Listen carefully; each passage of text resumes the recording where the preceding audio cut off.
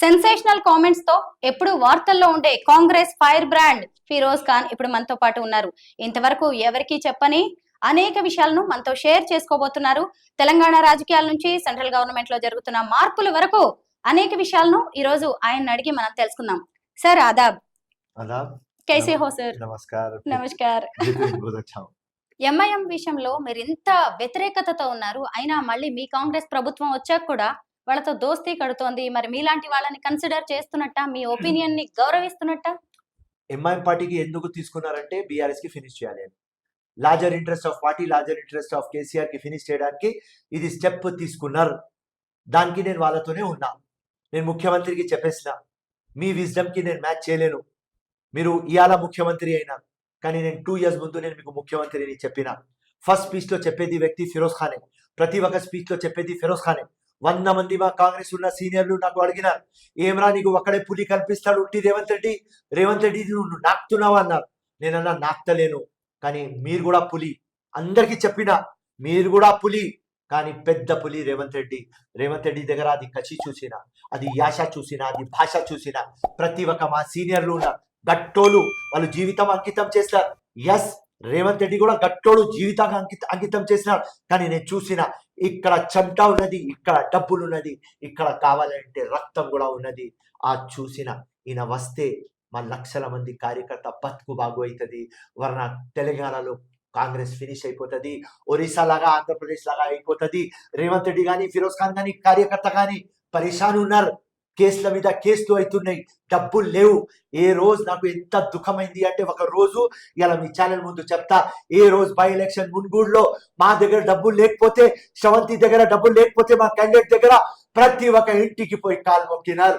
అక్కడ BRS candidate ఉన్నారు 200 crores, అక్కడ బీజేపీ క్యాండిడేట్ ఉన్నారు 200 crores. మా శ్రవంతి దగ్గర డబ్బులు లేదు, కాంగ్రెస్ దగ్గర డబ్బులు లేదు.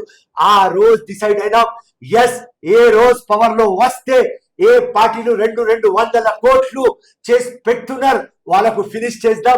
దొంగ పనులు అంటే కూడా చేద్దాం. వాళ్ళ ఎమ్మెల్యేస్ కి తీసుకువచ్చేద్దాం, వాళ్ళ ఎంపీస్ కి తీసుకువచ్చేద్దాం. ఒక్కటే డిఫరెన్స్, బీఆర్ఎస్ వాళ్ళు మా ఎమ్మెల్యేస్ కి కొన్నప్పుడు లెక్క ఇచ్చినారు 50 కోట్లు, 100 కోట్లు, 70 కోట్లు, 20 కోట్లు. కానీ మేము కూడా తీసుకువస్తాం, కానీ డబ్బులు ఇవ్వం. కానీ అమ్మ తోడు, మాకు అపోజిషన్ లీడర్ నుంచి, హోదా నుంచి తీస్తారు, మీకు కూడా అది గతి తీసుకువస్తాం. కేసీఆర్ గాని, కేటీఆర్ గాని, కవిత గాని చెర్లపల్లి పోవాలి, తిహార్ జైలు పోవాలి. డిసైడ్ అయినా అదే చేస్తాం. అంటే మీరు డిసైడ్ అవ్వడం వల్లే ఇప్పుడు ఆవిడ జైలుకి వెళ్ళారు అనుకోవచ్చా? అది పక్క పోవాలి, అది పక్క పోవాలి. కానీ అది పోకపోతే కూడా మేము కూడా పక్క డిసైడ్ చేస్తాం. ఇప్పుడు ఫోన్ ట్యాపింగ్ వస్తుంది, కాళేశ్వరం వస్తుంది, ఇరిగేషన్ ప్రాజెక్టులు వస్తున్నాయి, అన్ని చాలా ఉన్నాయి మా దగ్గర. లవ్ స్టోరీలు అప్పుడు ఉన్నాయి. చాలా మంది ప్రెస్ వాళ్ళు అడిగినారు, ఏమున్నది చూపి. రేవంత్ రెడ్డితో అడిగినా నేను, అన్న మన దగ్గర ప్రూఫ్లు ఉన్నాయి కదా చూపిస్తామా అంటే, రేవంత్ అన్న చెప్పినాడు, ఫిరోజ్ ఖాన్ వద్దు, సెంటర్ లో మన గవర్నమెంట్ లేదు, స్టేట్ లో మన గవర్నమెంట్ లేదు, ఎవరు మన చేతిలో లేదు, ఈడీ మన చేతిలో లేదు, ఇన్కమ్ ట్యాక్స్ మన చేతిలో లేదు, సిబిఐ మన చేతిలో లేదు, ఎలక్షన్ కమిషన్ కూడా మన చేతిలో లేదు. వద్దురా, పవర్ లో వచ్చిన తర్వాత చూపిస్తాం, డ్రామా స్టార్ట్ చేస్తాం.